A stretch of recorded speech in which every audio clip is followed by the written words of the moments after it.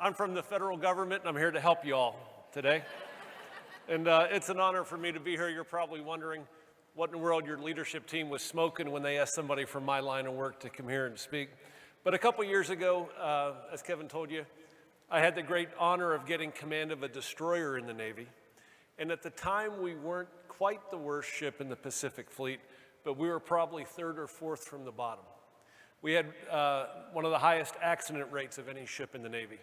The quarter before I took command of the ship, our retention rate was 8%, meaning we were retaining 8% of the sailors eligible to re-enlist. And when you think of the military, you may think, oh, you can order your people around.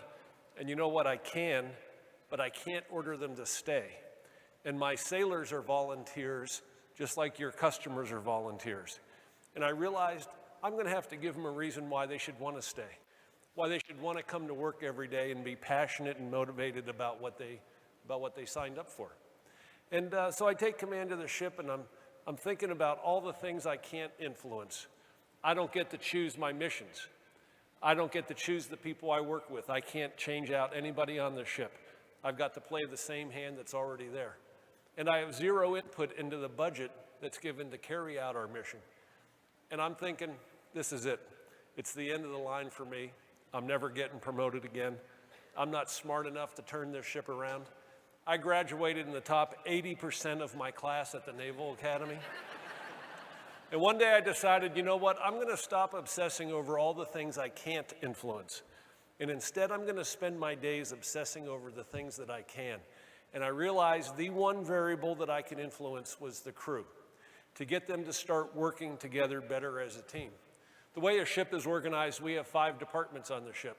And historically, they're operated as independent silos. And we weren't supporting each other properly. A lot of times we were pointing fingers at each other.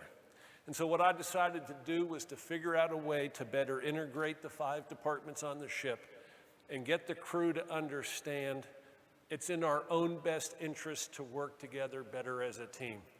It doesn't pay to be near the bottom of our industry. And what I want us to do is to put ourselves in a position to control our own destiny so that if we ever get called into combat, you know, we're going to be safe. And so what happened by focusing only on my crew, communicating to them where we're headed and why it's in their own best interest, giving them the training necessary to be successful. But at the end of the day, I also listened to them. I interviewed every sailor on the ship, all 310 of them. And I tried to treat them with respect and dignity and get them to understand, you know, we're all in this together. And what happened was, in 15 months, the same crew that was performing near the bottom was awarded the Spokane Trophy. It was an award started in 1908 by President Theodore Roosevelt, given annually to the best ship in the Pacific Fleet. In years 3 and 4 after I left the ship, Benfold won the award for best ship in the entire U.S. Navy. I'm not a leadership guru. I'm not an HR expert. I was a mid-level manager in a 400,000 person organization. My goal wasn't to change the rest of the Navy. My goal was to make my own little piece of it the absolute best that I could. Because what I never wanted to have to do was to write the parents of any of my sailors, telling them that your sons or daughters aren't coming home because we didn't give it our best. And I can't order excellence from sitting in the captain's chair. Yet I had to create a sense of urgency that got across to the crew, we're not playing to come in number 2. We're playing to win. And it's about putting ourselves in a position to control our own destiny. And the only way we're going to get there is if all 310 of us step up to the plate, start working together better as a team, start challenging every aspect of our operation. I got the whole crew together after I took command, all 310 of them. And when you think of the military, you think, you know, top-down command and control, you know, people execute orders and they do only what they're told to do. I wanted to flip it upside down. I got the whole crew together and I said, I don't care what your age is, I don't care what your rank is, I don't care how long you've been in this organization. It's okay to come to work every day and challenge every aspect of our operation. If you have an idea as to how we can improve a process on this ship or how we can execute better on something, I don't want you to fear raising your hand and telling your chain of command about it. I'm going to honor the people that are constantly challenging everything, because that's the only way we're going to get better. And from this day forward, when I ask you why we do something a certain way, you are never authorized to tell me that's the way we've always done it. And so it was about changing people's mindsets and getting them to take greater ownership and accountability and realizing, it's a journey. And every day, we're going to improve just a little bit, because I don't get to radically change our business model. We've been around 239 years, but you know what I can change is people's mindsets and get them to understand, it's all about how well we constantly improve and change everything for the better on this ship. But about 8 years ago, I got an email from a small business owner. And he said, Mike, I do pretty well. I've got a team of 20 people. Last year, I had $2 million in revenue. He said, the problem is I work from 4 in the morning until midnight, 6 days a week.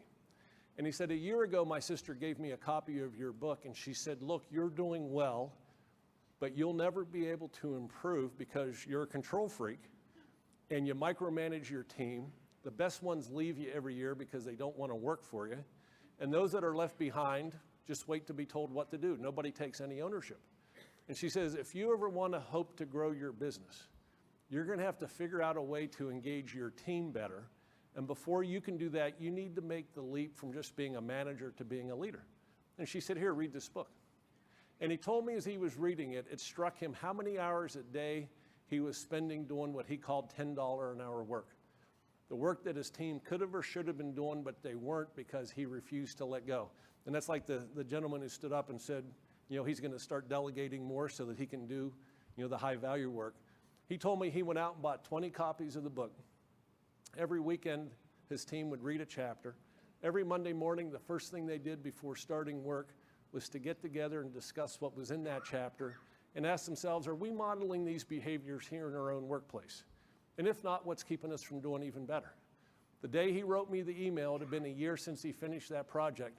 For the first year ever, he didn't lose one associate, and his revenues doubled from $2 million to $4 million.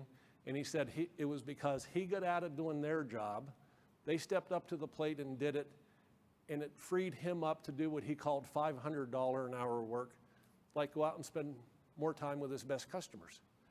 And to me, that's what leadership is all about.